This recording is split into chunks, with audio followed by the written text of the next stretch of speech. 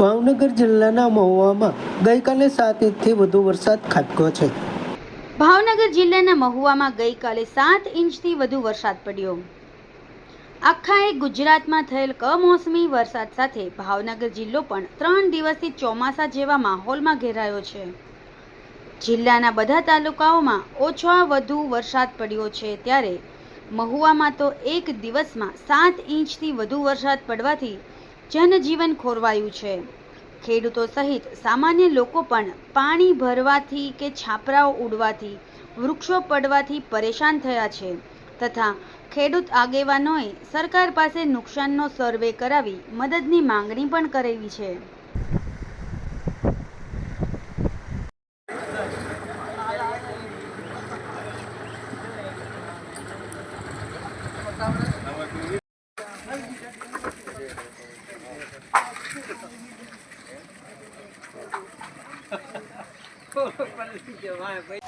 હવામાન વિભાગની આગાહી મુજબ ભાવનગર જિલ્લાના મહુવા તાલુકાના બગદાણા ગ્રામ્ય વિસ્તારોમાં તારીખ 6/5/2025 સમય બપોરના 1 આસપાસ કોટિયા, કલમોદર, વાવડી, રતનપર તેમજ બગદાની આજુબાજુના ગ્રામ્યોમાં કમોસમી વરસાદથી ખેડૂતોને પારાવાર નુકસાની।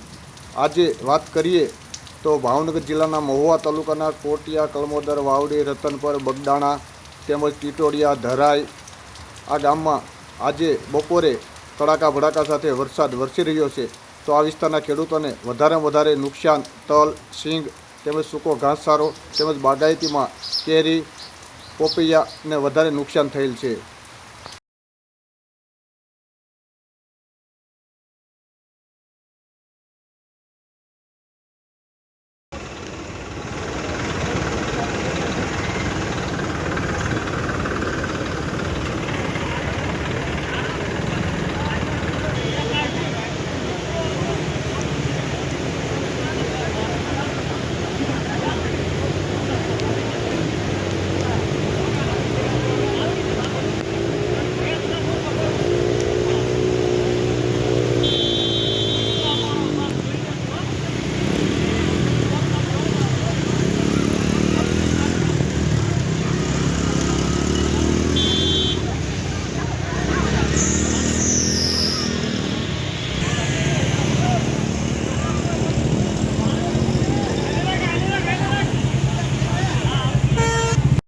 મારા ભરતસિંહ પોપટભા, પ્રદેશ પ્રમુખ ખેડૂત કલ્યાણ સંગઠન।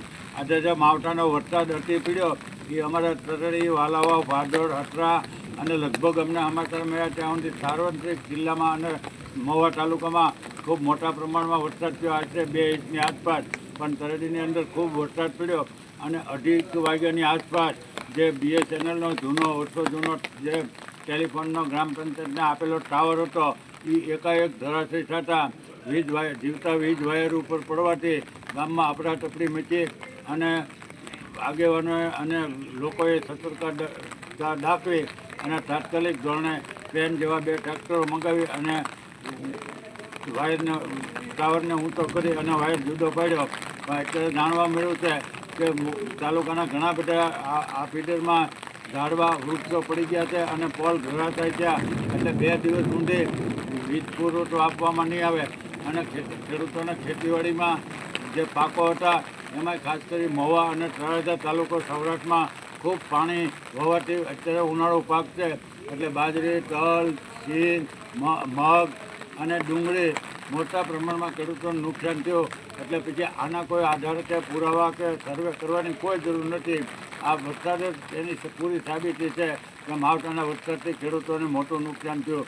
એટલે સરકાર આમાં વહેલી તકે કોઈપણ જાતના સર્વે કર્યા વગર જેના ખેતરમાં કીટ હોય એ તમામને બાજરી, કપા, સિંગ કે જે કાંઈ ડુંગળી હોય એને મોટા પ્રમાણમાં સરકાર સહાય આપે એવી અમારી સરકાર પાસે માગણી છે।